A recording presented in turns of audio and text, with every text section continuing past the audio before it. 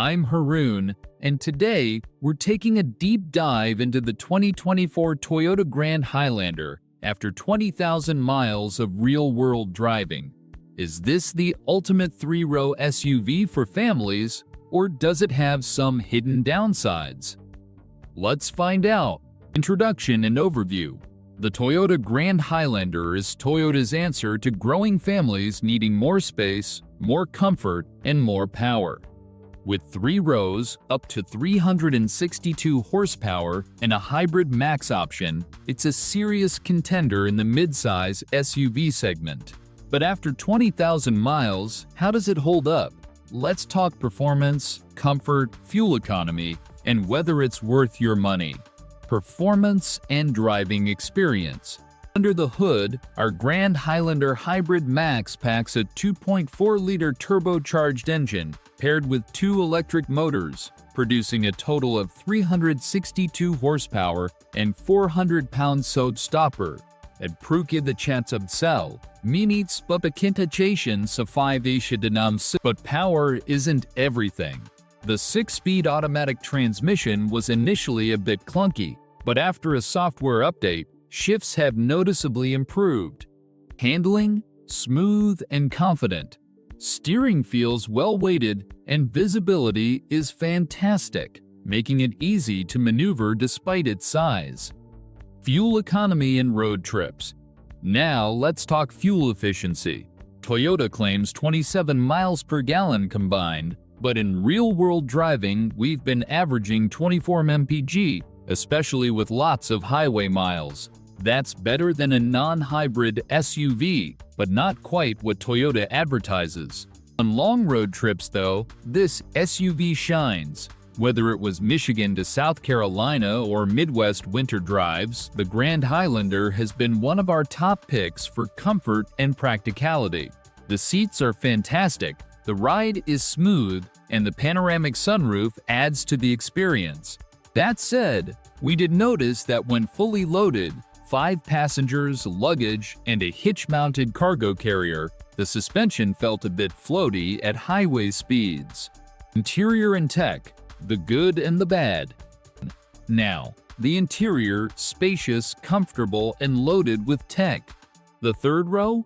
Finally, usable for adults thanks to a 26% increase in space over the standard Highlander.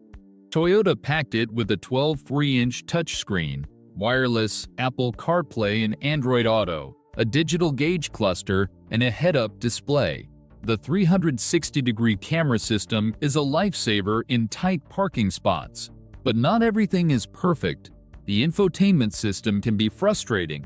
Apple CarPlay doesn't always reconnect automatically, and the navigation system refuses to stay in north-up mode. Also, the wireless charging pad is practically useless, with phones sliding off during turns. And while the limited trim looks nice, some materials feel cheaper than competitors like the Kia Telluride.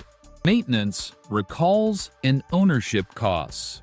One of Toyota's selling points is reliability, and so far, maintenance has been free, thanks to Toyota Care covering the first 2 years or 25,000 miles.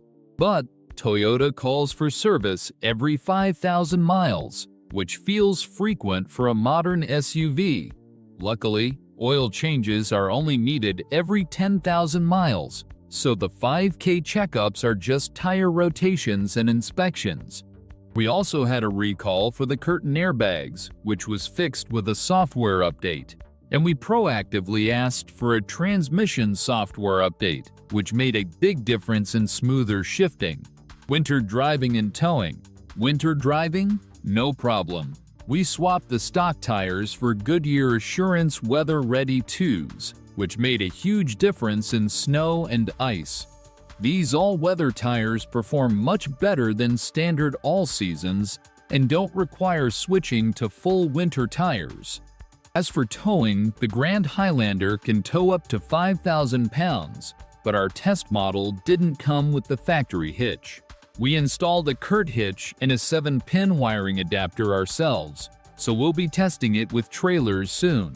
Final verdict: is it worth it? So, after 20,000 miles, is the 2024 Toyota Grand Highlander worth buying?